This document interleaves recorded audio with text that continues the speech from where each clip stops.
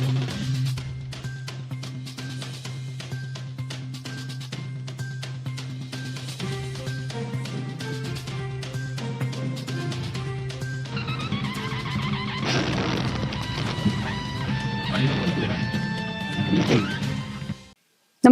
आपण पाहता Hirkani news.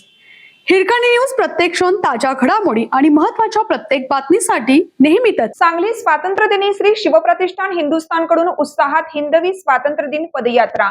15 August या स्वातंत्र्य दिनाच्या निमित्ताने श्री शिवप्रतिष्ठान हिंदुस्थानचे संस्थापक पूज्य संभाजीराव भिडे गुरुजी यांच्या नेतृत्वाखालील धारकऱ्यांनी हातात भगवा ध्वज आणि विविध प्रतिमा घेऊन उत्साहात हिंदवी स्वातंत्र्य दिन पदयात्रा काढली.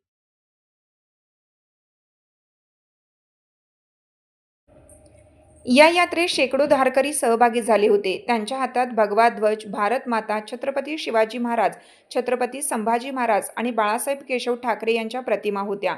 अखंड भारत व्हावा या उद्देशाने ही पदयात्रा काढण्यात आली आहे, अशी माहिती श्री शिवप्रतिष्ठान हिंदुस्थानच्या वतीनं देण्यात आली.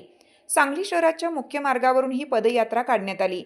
या पदयात्रेतील फलकावर स्वातंत्र्य प्राप्तीनंतर अखंड हिंदुस्थानचे स्वप्न उराशी बाळगून अखंड हिंदुस्थानचा राष्ट्रध्वज म्हणून परमपवित्र भगवा ध्वज असला पाहिजे हे जगाला ठणकावून सांगण्याचा प्रभावी मार्ग म्हणजे हिंदवी स्वराज्य स्वातंत्र्य दिन पदयात्रा, अशी माहिती होती.